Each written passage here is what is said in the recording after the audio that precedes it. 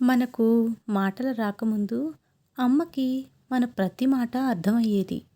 అదే మనం మాటలు నేర్చుకున్న తర్వాత మాటి మాటికి "అమ్మా! నీకేం అర్థం కాదులే" అని అంటూ ఉంటాం. డబ్బు చెప్తుంది అన్నిటినీ మర్చిపోయి నన్ను సంపాదించు అని. సమయం చెప్తుంది అన్నిటినీ మర్చిపోయి నన్ను అనుసరించు అని. భవిష్యత్తు చెబుతుంది నా కోసం క్షమించు అన్నిటినీ మర్చిపోయి అని.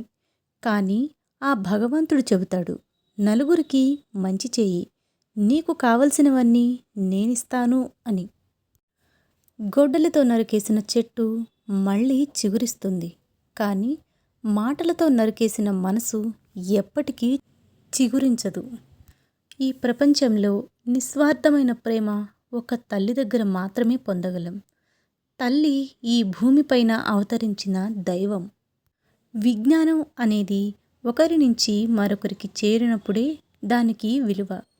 అనంత విజ్ఞానం సంపాదించినా అది నలుగురికి పంచకపోతే నిష్ప్రయోజనం.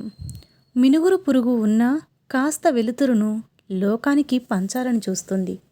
కాబట్టి మనలో ఏ కొద్ది జ్ఞానం ఉన్నా అది ఇతరులకు పంచినప్పుడే ప్రయోజనం, సార్థకత కూడా. నమ్మకమైన, గౌరవమైన, ప్రాణమైన ఒకసారి పోతే మళ్ళీ తిరిగి రావు. బ్రతకడం గొప్ప కాదు, నిజాయితీగా బ్రతకడం గొప్ప. అసూయతో బ్రతికేవారికి సరి అయిన నిద్ర ఉండదు. అహంకారంతో బ్రతికేవారికి సరి అయిన మిత్రులు ఉండరు. మనసు ఆరోగ్యంగా ఉంటేనే మనిషి ఆరోగ్యంగా ఉంటాడు. మనసు ఆరోగ్యంగా ఉండాలి అంటే గతాన్ని తక్కువగా ఆలోచించు, భవిష్యత్తుని ఎక్కువగా ప్రేమించు. అనుక్షణం ద్వేషించుకుంటూ కల్తీ మనుషుల మధ్య ఇష్టం లేకుండా జీవించడం కంటే నిన్ను నువ్వు ప్రేమించుకుంటూ ఒంటరిగా జీవించడం మేలు. మనోమందిరం ప్రశాంతంగా ఉంటే ఏ మందిరానికి వెళ్ళాల్సిన పని లేదు. దేవుడు అన్ని చోట్ల ఉన్నాడని నువ్వు నమ్మితే నువ్వు చేసే ప్రతి మంచి పని ప్రార్థనే అవుతుంది. ప్రశాంతంగా జీవించాలనుకుంటే ఎదుటివారు మారాలని ఆశించకండి, మార్చాలని ప్రయత్నించకండి, మీరే మారండి. కాళ్ళకి ఏమీ గుచ్చుకోకుండా ఉండాలంటే మనం చెప్పులు వేసుకుంటాం, వీధి అంతా తివాచీ పరచం కదా. కోపం రావడం మానవ సహజం. అయితే దాన్ని ఎప్పుడు, ఎక్కడ, ఎవరి మీద ప్రదర్శించాలో తెలుసుకోవడమే విజ్ఞత. ఎంత తక్కువగా మాట్లాడితే అంత విలువ, ఎంత తక్కువ ప్రేమిస్తే అంత మనశ్శాంతి, ఎంత దూరంగా ఉంటే అంత గౌరవం, ఎంత హద్దుల్లో ఉంటే అంత మర్యాద, ఎంత తక్కువ ఆశిస్తే అంత ప్రశాంతత, ఎంత నిగ్రహంతో ఉంటే అంత అగ్రస్థానం మనకి దొరుకుతుంది.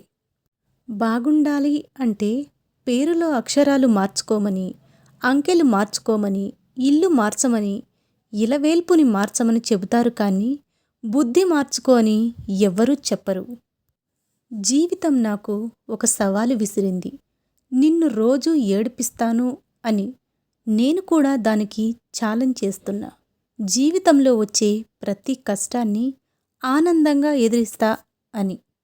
శ్రీరాముని రాజుగా ప్రకటించి ఒక్క రాత్రి గడిచిందో లేదో తెల్లవారేసరికి వనవాసానికి వెళ్ళాల్సి వచ్చింది. కాలం ఎప్పుడు రంగులు మారుస్తుందో తెలియదు. కాబట్టి ఈనాడు మనకున్న హోదా చూసుకొని మిడిసిపడొద్దు.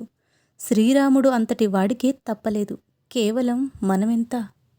ఇప్పుడు ఎంత గొప్పవాడైనా ఒకప్పుడు అనుభవం లేనివాడే.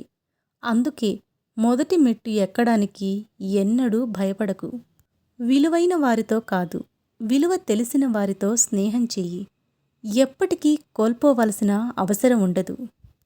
బంధాలు కలిపేది మాటే, బంధాలు తెంపేది మాటే, గాయాలు చేసేది మాటే, గాయాలు మాన్పేది మాటే, ప్రాణం తీసేది మాటే, ప్రాణం పోసేది మాటే.